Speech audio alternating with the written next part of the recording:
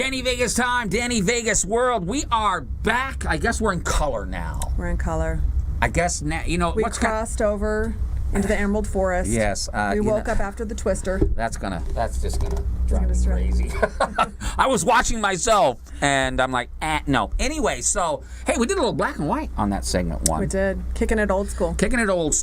And because it's kind of the theme of the show about generations and marketing to generations and stuff like that. But I want to, first of all, before we get started, hoo-ha-ha, Sharp Tank.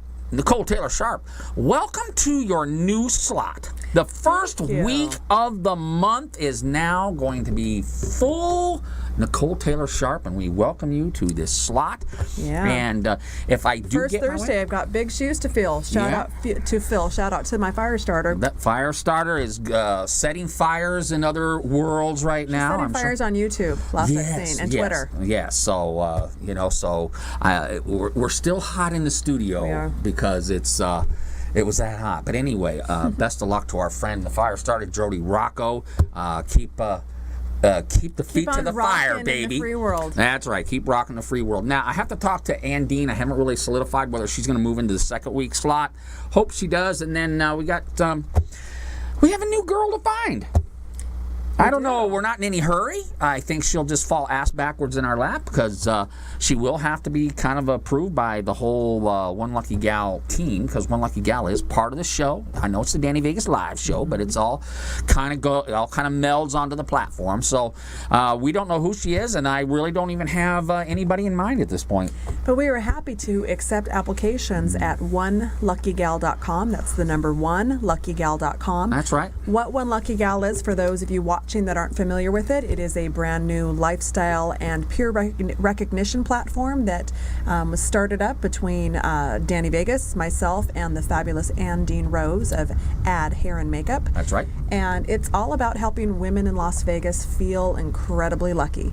And we feel lucky when we're in the right place at the right time, surrounded by the right people, receiving value. And that's what this brand and this platform is all about. So one of the things that you can do is you go to oneluckygal.com and sign up to be on our email list, and you will get in the know for what's happening, including when we go on our hunt for the next One Lucky Gal. Right. That's going to be the third week co-host. We leave the fourth week open because we like to invite people and it's in the contract that these girls only work talk about millennials. Okay, they work for 1 hour a week, 1 hour a month on the show. But anyway, we'll get into that as we move into the year. We're in no hurry, but eventually there will be a third co-host that will be on once every month. Yeah, absolutely. So anyway, okay, let's talk about stuff. Now, we kind of broached the subject about millennials. Yeah. Now, they are now the largest generation out there. I don't really know what the official, when it starts and when it's over. I think it's 84 or 85 is the first year of, if you were born in 85, you're a millennial. I know for baby boomers, I think it went from the late 40s to 1964. I was born in 63, so I'm officially a millennial by a year, or not a millennial, a baby boomer by a year. Well, one thing that millennials are great at, which all of us are unless you're living under a rock, and that is consulting with the almighty new God, who is, forgive me for you Christians out there and religious people, it's a joke. Okay.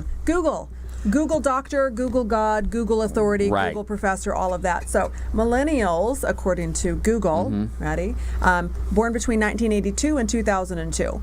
81 million children who have taken over. Okay.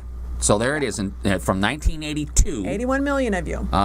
From to 2002. Yep. So what's the ones that's right now? Like my kids are millennials because they're at the very end. They were born in my youngest is 2004, so she's in a new generation. Have we named that one yet? I don't think that's gotten named yet. I think you have to kind of see what's happening out there. I mean, we had Generation X, we had Generation Y. You know what's kind of interesting? Baby boomers, yeah. My youngest has no urge, or she has nothing to do with social media. She just doesn't find it fascinating.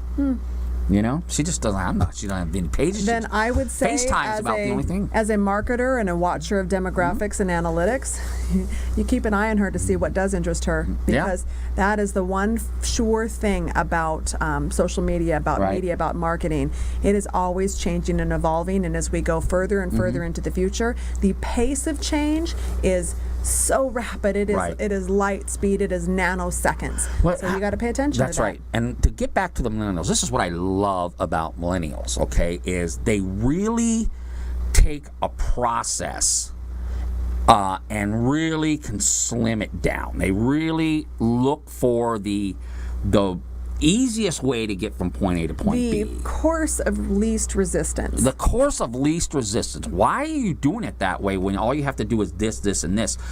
And I'll tell you a story. Joe Gamble, right here. Poor Joe. He's going to get it today. No, he's not. I mean, we had WCOBM had a system that we were using.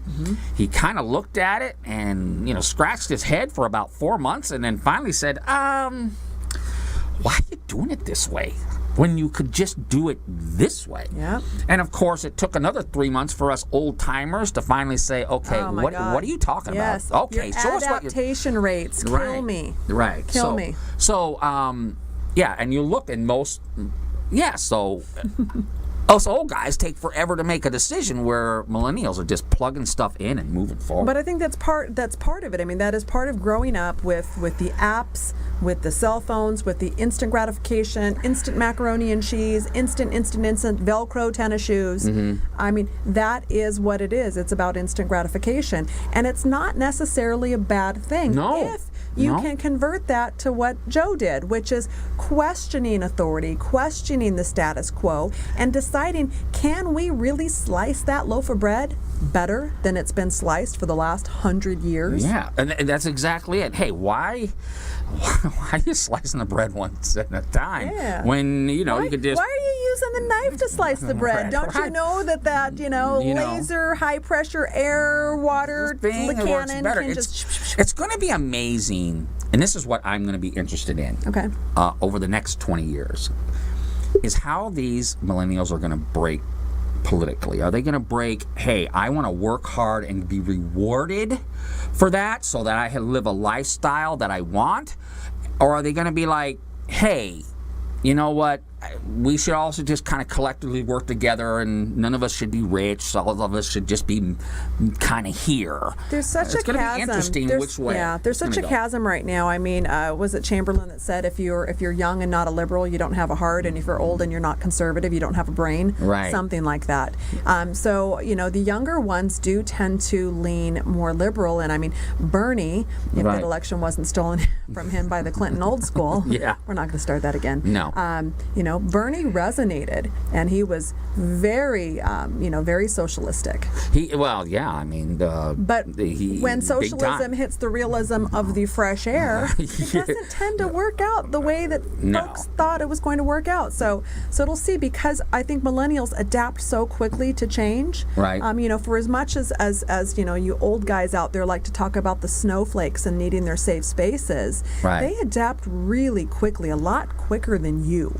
Oh, definitely. Hate to say it. Oh, yeah. Now, one of the interesting statistics that I want to look at and talk about, I've got a meeting later today with a badass, incredible wealth manager. Okay. Who approached me about the subject, which I think is incredibly relevant, and I don't hear anybody talking about it.